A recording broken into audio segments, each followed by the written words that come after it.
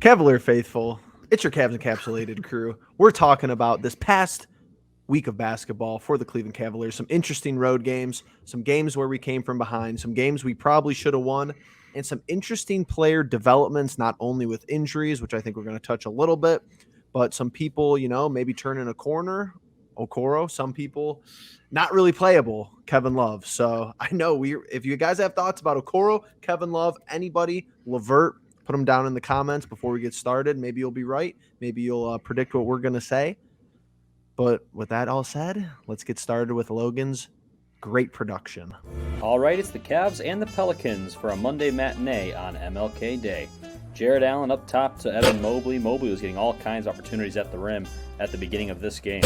In fact, Tower City combines for 43 points, 19 rebounds, and 17 of 22 from the floor. Now, Donovan Mitchell, we didn't see much of him in this game as he would leave with a minor injury, but does send the Cavaliers with a little spark going to the break.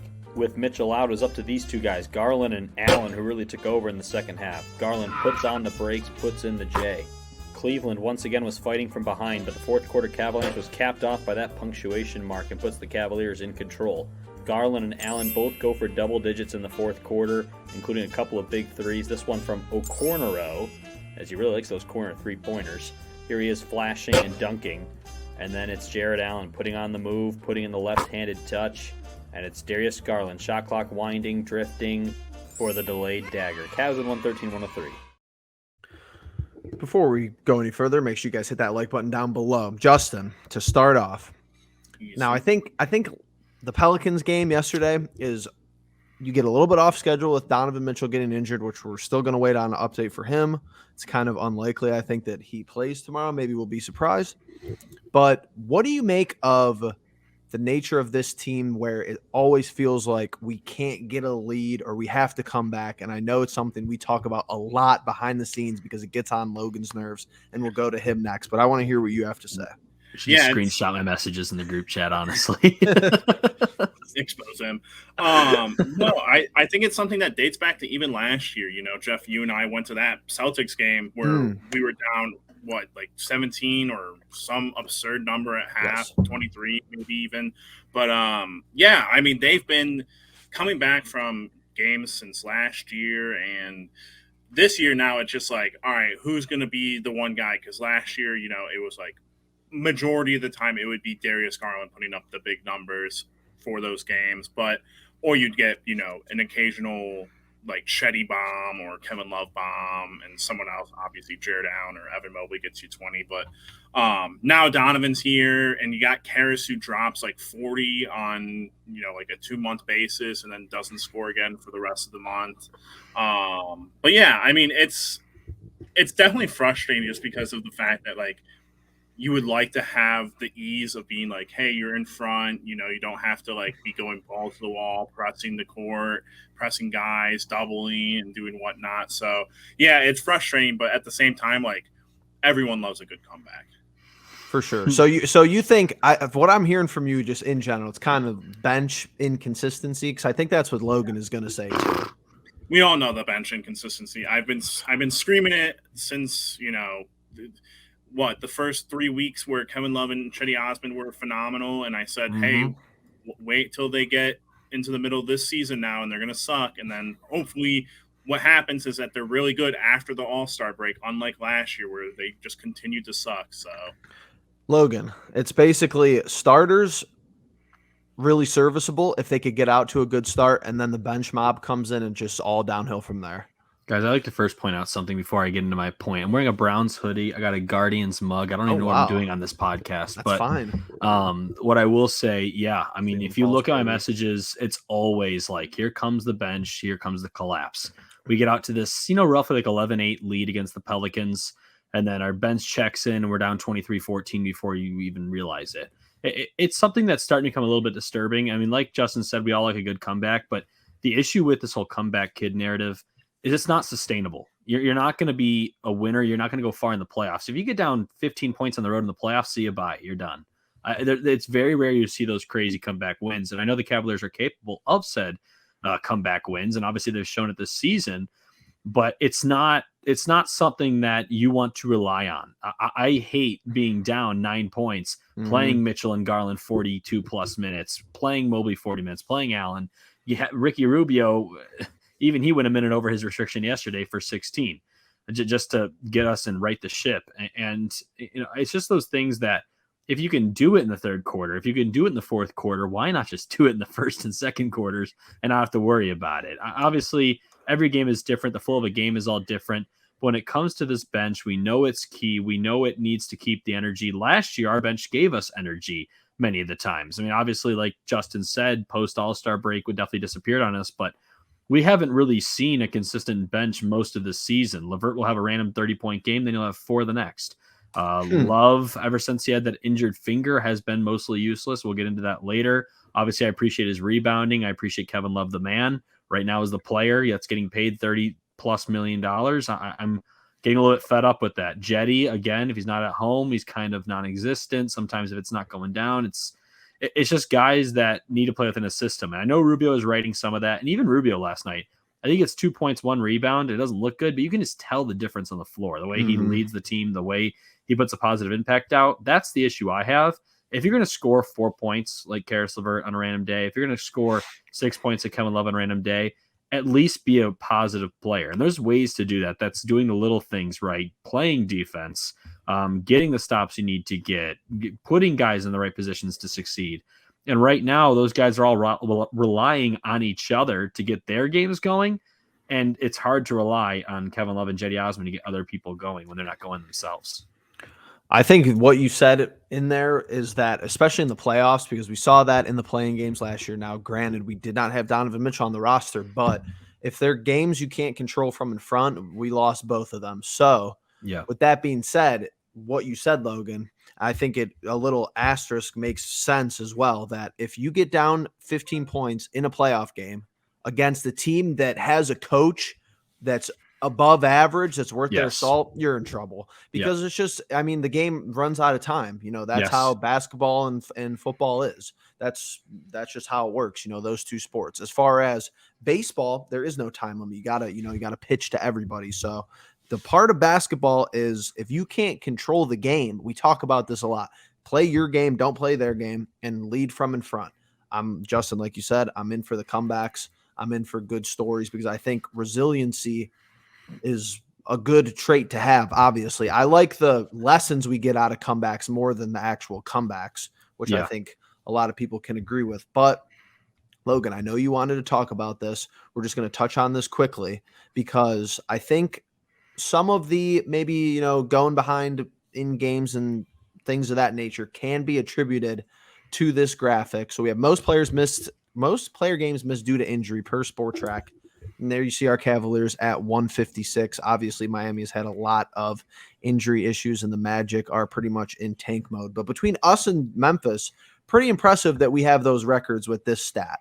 Yeah, absolutely. I mean, people are looking at it and seeing 5th in the East, and believe me, that pisses me off too, but we're a half game back of 2nd right now.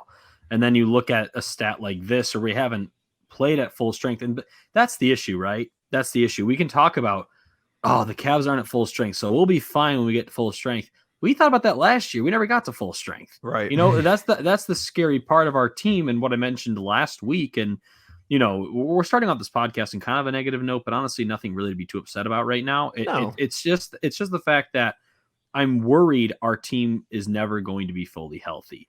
And like I said last week, we're a fragile team. We miss one of our 4, we're a completely different team. The whole way the game goes changes based on health. And I get it, that's true for every NBA team, but I think it's especially the stressed point with the Cavs when we talk about our bench. We don't have a guy that can step up and fill in. Like LeVert has his moments, Love used to. Jetty sometimes, I think Jetty could play small ball 4, and that could be effective. I'll just say that much. But I do think, though, that stat worries me, because it's now the 2nd straight year where we've said, darn, shoulda, woulda, coulda. If we were healthy, we'd have 30+ wins.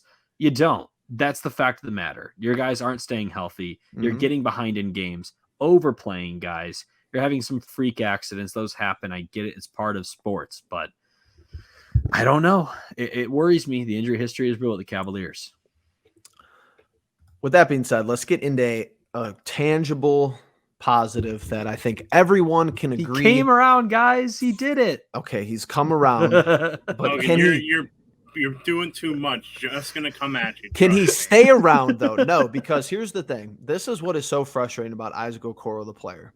If he plays how he's been playing, let's say the last 10 games, like you said, Logan, if we have one player out or if we have one player who's playing really good, this is my overarching issue is that Justin, your guy is Levert. If Levert plays elite, we're totally different. If Okoro plays like he's playing now, we're not even asking him to do a whole lot. We look totally different. The offense plays better. If he can make 3-point shots, make defenders guard him, keep them honest, and then cut to the rim as a secondary option, along with giving you plus defense. That's as good as you ever need from the guy. Can he keep it going? Remains to be seen, but I like where it's going now. Justin, okay, we were talking about this before Logan hopped on, before we even started. Let's say Dean Wade comes back healthy, which is a big chunk of those games. Dean Wade's missed 28 games. What do? Is Okoro locked into the 3 until proven otherwise, or what?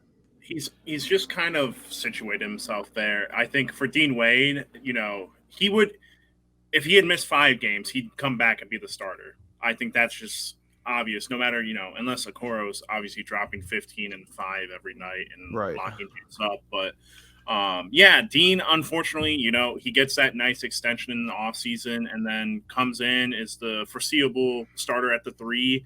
And now he was injury prone to start the season and then suffered the big injury. And now he's missed all those games. He had an injury last year as well. Yep. And I believe it was the same knee last year, right? Yeah, or maybe. The same knee this year. But despite that, I think no matter what, Isaac has, until he's injured, probably worked himself into that starting 3 for the foreseeable future until it's like, he either falls off or he gets hurt or vice versa. It'd be interesting to see if they try to go back to that old awful idea of like, hey, we're doing this matchup, let's start these guys. I typically like that. I don't like swapping the starting lineup every situation. It's just like, hey, we're doing it. Yeah, guys know their roles and guys know like the best way that they play. And if you just keep switching it up every night, 1 through 4 is going to be 1 through 4 is going to be fine. But 5 through 9, 5 through 10, they're all going to struggle to find their footing and to continue to do well. It's like if Okoro lost the minutes that he was getting now, he wouldn't be playing this well.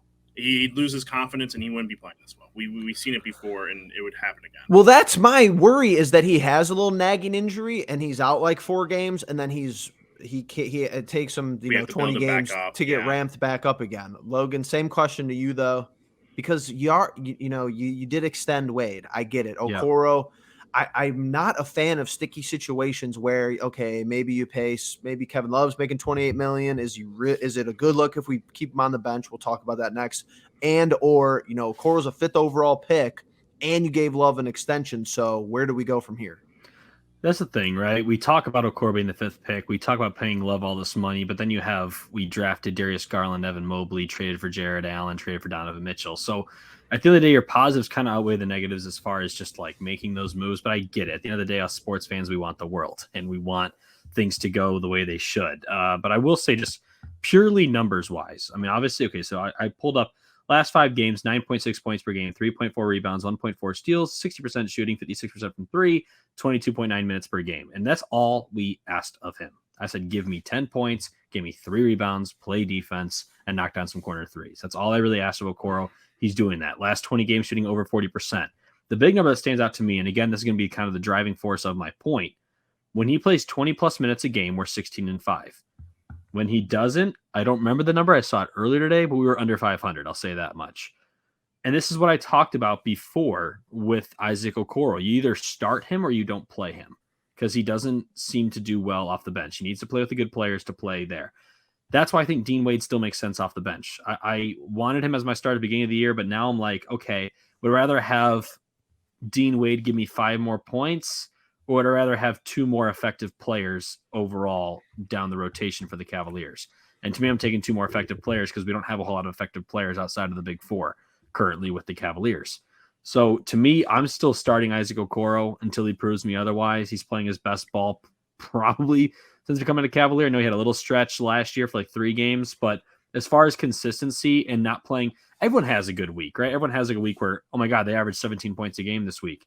He's being consistent in the stats I want to be consistent in. 40% from 3 of the last 20 games. That's a pretty big sample size. And sure, he's only shooting like 3 or 4 attempts a game tops. But at the end of the day, again, there's not a lot of shots to go around. I'm living with that. With what Isaac Okoro is doing right now, there's no other reason to not start him at the 3. And I know I sound like a jackass because a month ago I was like, get this guy out of town. But then I saw it. I said, okay, they started him, and he looked just a lot how he more, is, though. Yeah, you started him. He looked a lot more comfortable. Interesting.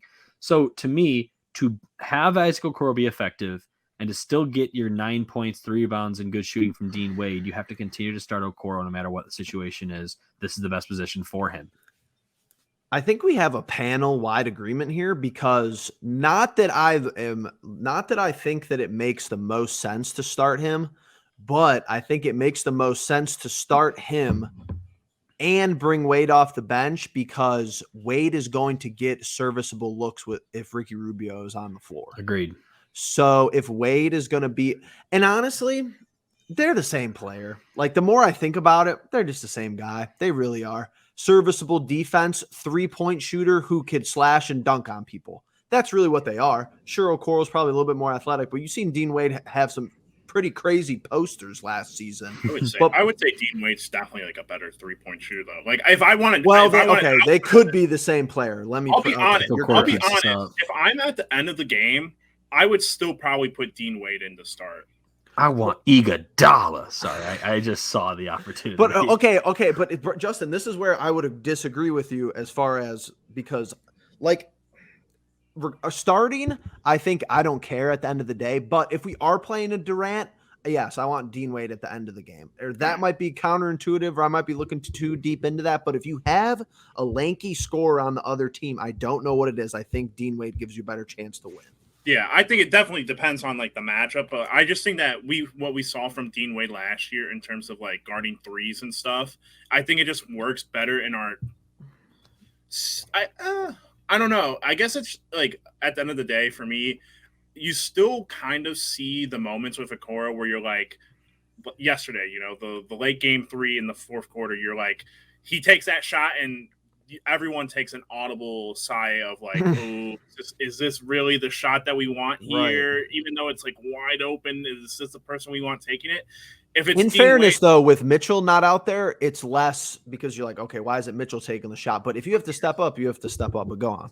No, of course. But I'm just saying, like, I think there will be a situation towards, you know, the end of the season or, you know, in a playoff series or something where, like, I could very easily see us being down, like, 5 points, you know, and we need a 3 and a stop and a 2, you know, and Okoro's wide open for a 3 and he'll miss it, you know, like I wouldn't, but and like going into that situation, I'd be like, I want Donovan Mitchell, you know, Garland, and anyone that's not Okoro almost.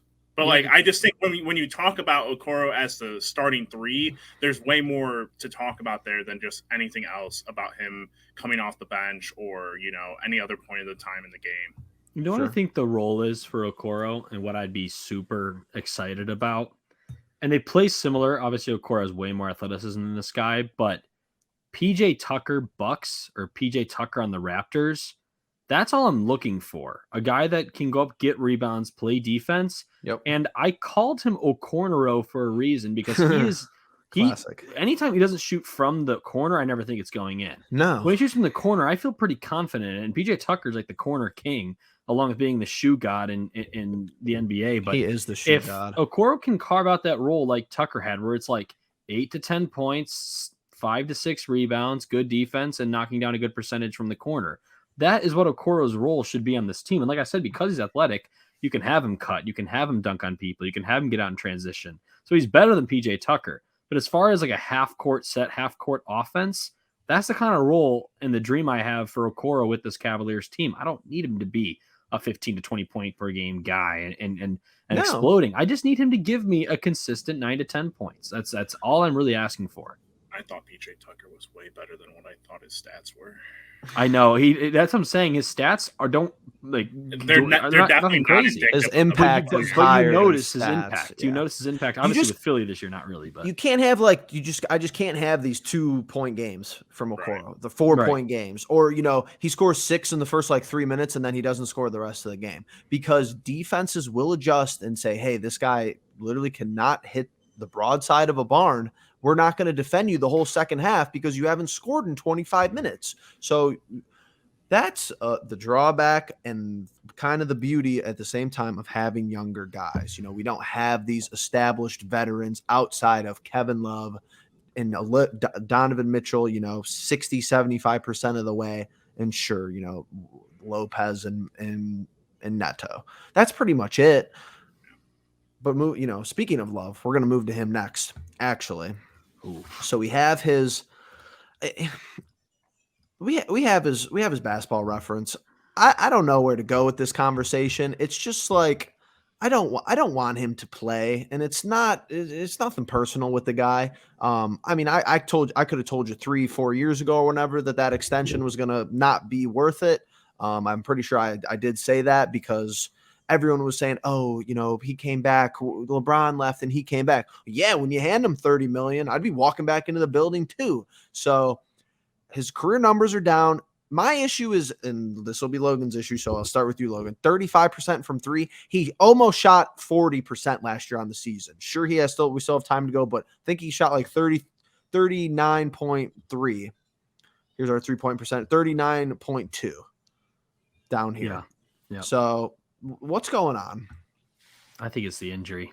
I really do. He should have just sat out. Yeah. I mean, bro. His defense, sure, 7 rebounds a game. I'm in for that. But the defense, too many negatives. Do you remember the game against the Knicks earlier this year? I think he knocked down 7 or 8 triples. Him and Mitchell, I think, both went for 7+ triples that game.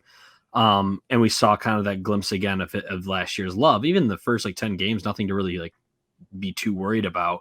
But when the injury happened, I was like, Kevin Love usually gets injured. Usually that's a couple weeks. Usually when Kevin Love's injured, he's injured for a while. But he was back in 2 games. And I was like, that seems too soon for a hairline fracture in your hand, especially when in basketball, your hands are everything. But I haven't watched this guy make an open 3-pointer in, I think, 7 games. I mean, going back to the game at Chicago when he stepped up in the absence of Evan Mobley, and I give him credit for that, I haven't really seen him make those open shots. And Rubio obviously is just getting back, so we'll see. But I really think this guy just needs to sit for a couple of weeks. Let his not even practice, not even do basketball activity, just relax his mind. I think he's not healthy right now. And the thing is, last year I could excuse his pitiful defense because I knew he's giving me 15 and 10 on the other side and knocking down big shots. I wasn't even worried about it. Now when he comes in, I'm like, shit, if we're not up at least 5 before Love comes in, if we're down 5 when Love comes in, we're going down 9, 11 points for the next time out is called. Because every time he closes out on a shooter, he closes out, jumps to the side of them, they run down the alley, and Love's like, pick him up.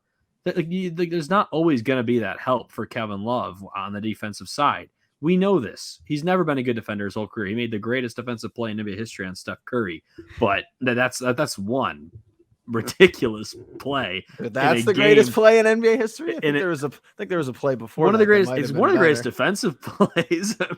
I'm forgetting about the block. One of the greatest defensive plays for him. For Kevin Love, certainly. But Kevin plays ever made. Wesley Love. I think there was a block before that might have been a little bit. Yeah, better. Love's at a situation. Love's at a situation where it's just like, dude, I already know you're not going to give me anything on defense, and if you're going to shoot 38% from the floor. I mean, 35% doesn't look terrible when you look at it, but he's not even shooting with the volume. He's not in rhythm at any shot. Every single shot he shoots, I'm not confident. That's crazy. Every year of his career, I'm like, Kevin Love shooting a 3. I feel good about that. I don't feel good about him shooting anymore. I don't. This is what people discredit with sports, and I get it. It's easy to just forget about numbers and stuff. But if we were paying him $5 million, I wouldn't care. I would say nothing if his contract was $5 million. That's you look around at work. Imagine, just think about where you work. Just look around at work and just think about the person who does bottom of the barrel amount of work. Yeah. They don't do the least amount of work because that's Dylan Windler, but they do the second or third least amount of work, but they make 100 times you. They make like 50 times you. And you're like, I'm doing way more work than this guy. Now, sure, they're all making millions. We're not making millions at our day job, but again, so contracts aside, he's not a positive player. No, for the Cavaliers this season. He's not. And we joke. I don't even joke. I'm actually pretty dead serious about Carmelo Anthony on a 10-day contract. I just know Melo would give me something over Kevin Love. If he took Love's minutes, give me a reason to buy his jersey. Give me a reason to buy a Carmelo Anthony Cavs jersey, really. Right. It's just, I don't know. I love Kevin Love. I always appreciate Kevin Love. And I say this every time I talk about Kevin Love because I think there's people in the comments, not even just comments, overall Cavs, atmosphere. I get it. We all love Kevin. Everybody checks into a game. There's a round of applause. But he could do wrong too. But everyone does wrong. And that's not to say he can't turn it around. But I think personally, for his own well-being, he needs to sit for at least a week. Give it a week. Relax your hand. Like that's your golden hand. That's what got you $30-something million is because you're a 4 that can shoot the 3-pointer. Correct. And right now they're not falling, and I don't think it's his fault. I don't think anything looks terrible with his shot, but you can tell the release. There's just something that's not right. When it comes out of his hand, there's no confidence like there was last year. Justin. Yeah, if this was a dude that was, let's say Donovan Mitchell or Darius Garland, or even, if this was Evan Mobley, like down the line, like 3-4 years from now, this would be perfect because they'd be playing down to a level that they've never played down to, and they'd probably never play down this bad again, to be honest with you. And we'd probably get a lot more up from those younger players. But this is a dude who is on an expiring contract. So true. He's expiring as a player in general. Not many people are going to want him as a free agent. LeBron might try to bring him to LA, maybe. But like after that, you got to believe like, hey, what team is going to want a Kevin Love? And what team is Kevin Love going to want to go finish his career for if he was already planning on doing it with the Cavs? So my initial argument that I had thought of yesterday actually was like, hey, we won't have to worry about like bringing him back on like a hefty deal or anything, or on a deal that's not team friendly. Cavs, yeah. But at this point, even Logan's like, this dude's lost. This dude needs to get out of here and just kind of like take a step back. I want him to take a step back until after the All-Star break, but I don't know. It's just kind of like. It's like Isaac Okoro for me. There are certain players on this team that I have expectations for, and then there are players that are on this team that the team has gone ahead and kind of just like put those expectations on them for themselves, and thus for have to play them in a certain way. Yes. Kevin Love will never not get playing time until it's the playoffs. Like if he's this bad for the rest of the season, it's too late at that point, though. I think. Yeah, I mean, I don't think so. We're fifth in the division. But if you're using him as a rotational player, and then all of a sudden, the game 1 of the first round starts, and it's like, well, we have to go to a different rotational player. Who do you go to? I agree, but that happened last. But that happened last year where they played Rubio, or not Rubio, I'm sorry. They played Rondo close to 20 minutes in that final game last year. And dude was awful all year for us. And I'm like, it was stupid. But I digress.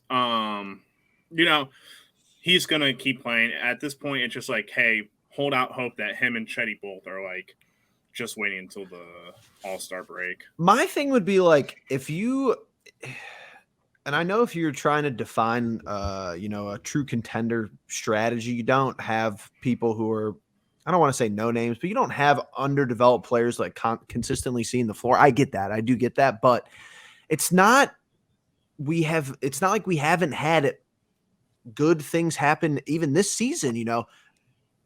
He's not an everyday player, but Mamadi Diakite, serviceable minutes for us. Some points. He's not the greatest player. He's not even top 10 on this roster. He won't be all year long, but it's to the point where you're outweighed. You're getting Rubio back into things. Now you're going to be out Mitchell. You don't want to overplay Garland. You definitely don't want to play. Definitely don't want to overplay Mobley and Allen, especially Allen. Why don't you sit Kevin Love down and give Isaiah Mobley some burn? Why not? He's killing it in the G League. What's the end of the world? You're not going to develop these guys if you don't give them some Brook Lopez out there. I don't think Brook Lopez is very good, but you can't give Brook Lopez 4 or 5 minutes. You can't give Isaiah Mobley a couple situational spots where, what is he going to do? Play, less with less enthusiasm on the defensive end than Kevin Love? Not possible. So get a guy out there that could get some rebounds. Who I don't knows? think there's anybody on our roster really that would kill us, even for a 5-minute stretch. I mean, like Love. That's what I'm saying. Love. That's what I'm saying. That's what it comes down to. If Love's the only one that's really hurting you right now, and that might be a stretch, that might be a bold statement, then why not? Like it's you said, just Love's Keith, play Isaiah style, Mobley. though, because nobody else really plays like that. Nobody else gets burned on the defensive end, goes down and chucks up a shot that's a brick city or it's a bad shot, and then gets burned on the defensive end again. Like you just costed us 8 to 11. Right, it's not happening with any other players in the 6 to Cavaliers. 8 They're getting back on points. defense. They're affecting the game in other ways. He's not really affecting the game. He's getting rebounds, and I'm thankful for that. But it doesn't. That's all he enough. does. That's all he does.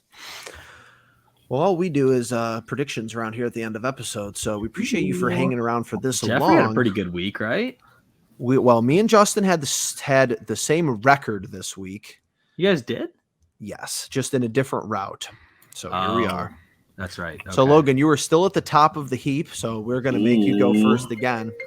Hello?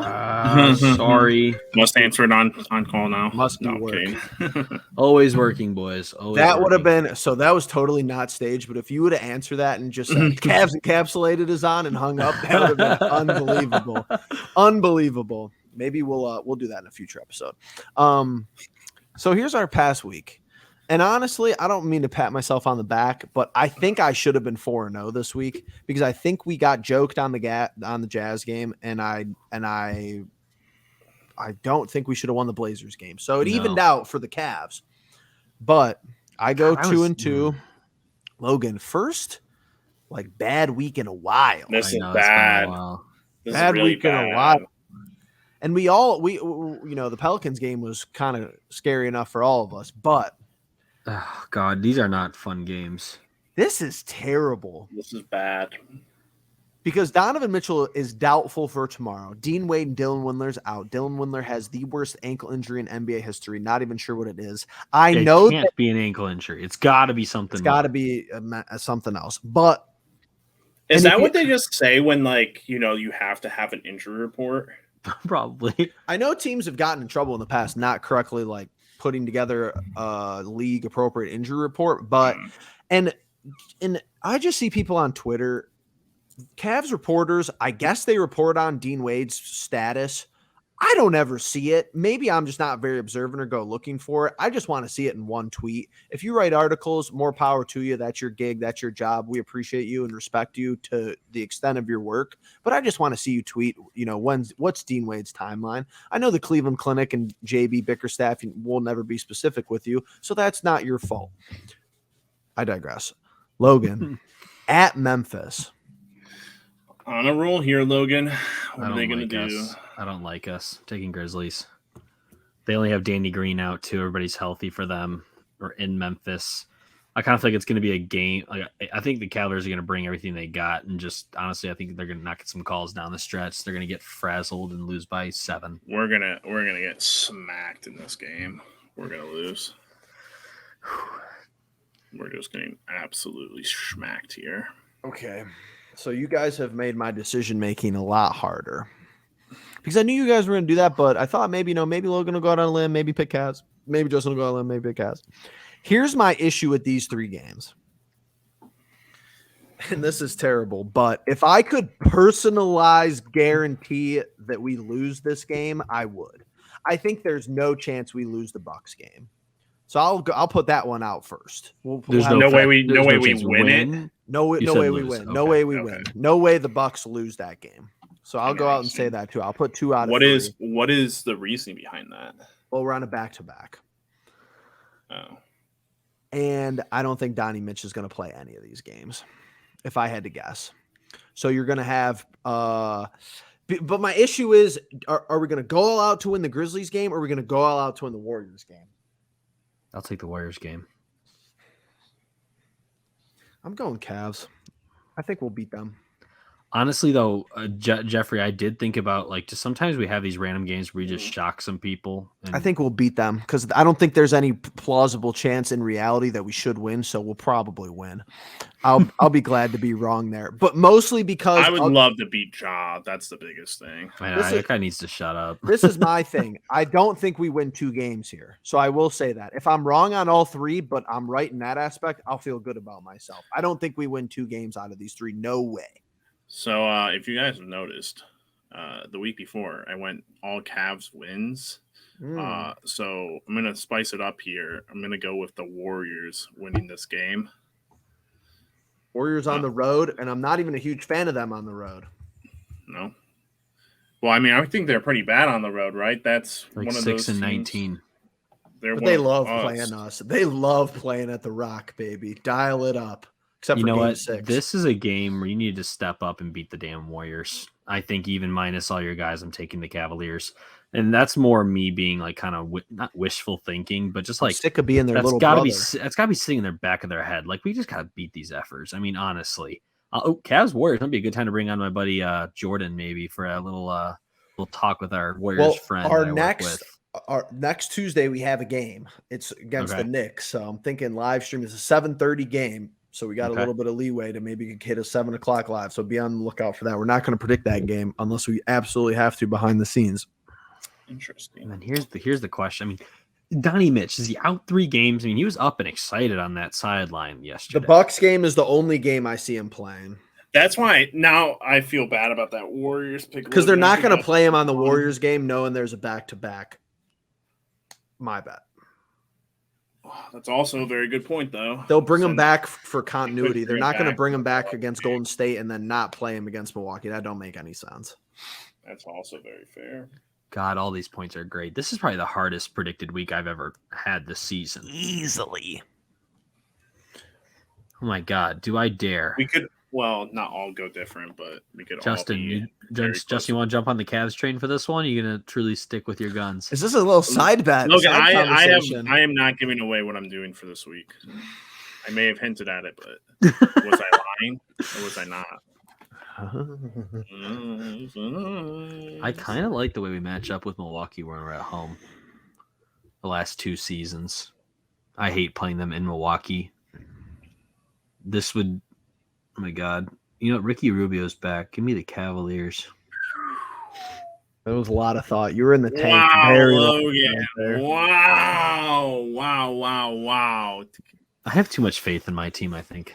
You were in the tank there a long time. Boy. Yeah. I'm going with a win. I think let's go. I think Don's gonna be back for this one, and I like us now against. Oh my God! Why is everybody calling me right now? Hello, Milwaukee called. Hello, we heard you're talking shit. There was your second opportunity to do that in one episode, and you fumbled. I got another chance. Completely forgot about it. What is this? What is the thing with Giannis in terms of like, you know how he's on, he's on social media and he does the videos with his wife, or it's his wife now, right? Yeah, I thought it was his videos with his wife and like just the shit that he says sometimes. He does make me crack up. I do like him as a player, or as a person, but I despise him as the player. I don't know, man. He just throws fake humble. He's fake humble to me. He was humble like he's just a funny dude to me. At my phone. We're talking Giannis. I'm just a hater, though. If you guys know, if people know me, who actually know what I'm about, people know I'm just a hater. That's just how it is. Like success, I don't even care about the success. Like, cool, you got a ring, but I just don't. It's not even that I dislike people. It's just that people do something and then everybody blows it out of proportion, and that makes me dislike them. Like one ring for the guys, like, oh, he's coming. He's already going to be better than LeBron. Like, no, he's not. Last year. No, he's not. He's going to have to win 4 rings. You got 3 more rings to go. Run and dunk, and that's valid. He is run and dunk. He can't even make free throws. So yeah, 40 minutes of Cavs encapsulated.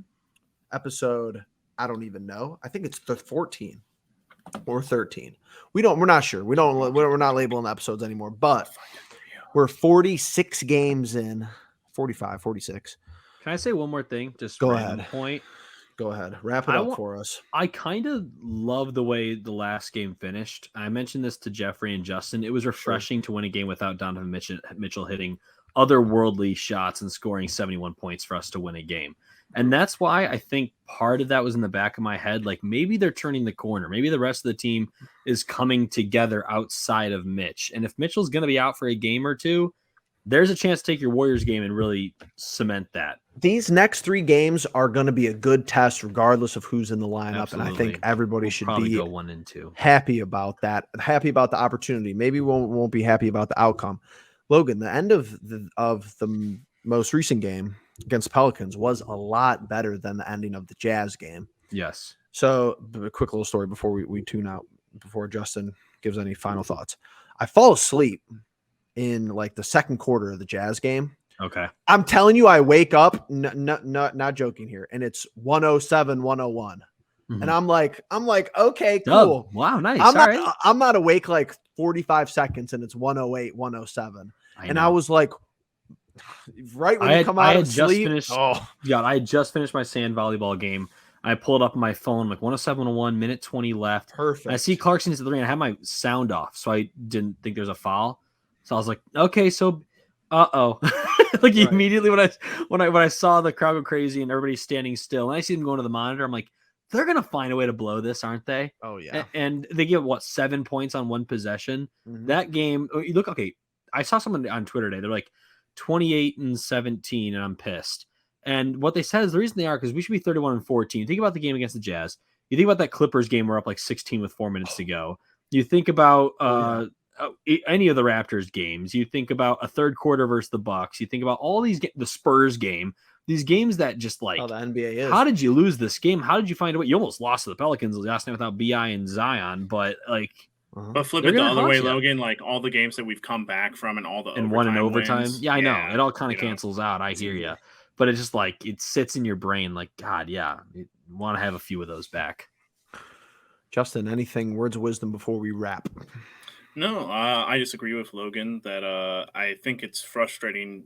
It's definitely frustrating to, watch some of these games and have the results be what they are. Obviously, like you go back and you look at a lot of our predictions, and I think even this year, like going into this year, going in with the Donovan Mitchell trade in mind, I said a lot of the time, like, yeah, are we going to drop like a couple games here and there to opponents we shouldn't? Yeah, that's always going to happen. But at the end of the day, like when you're going and when we're predicting these games, like it should typically be a tough time to predict a loss for this Cavs team.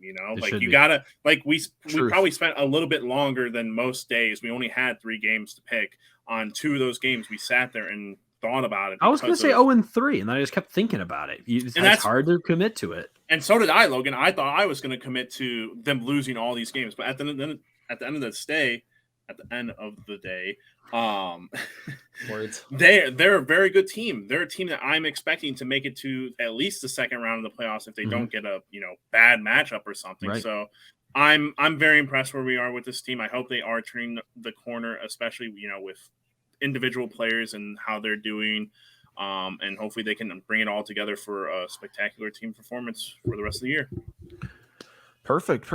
Well, nice little bow on that. For Logan, for Justin, I'm Jeffrey. You guys have a good night. By the next time we see you, whether it's a live stream, whether it's a Logan short, whether it's another Cavs Encapsulated upload, you guys know the drill. 3 most important words in Cavalier basketball. Let them know.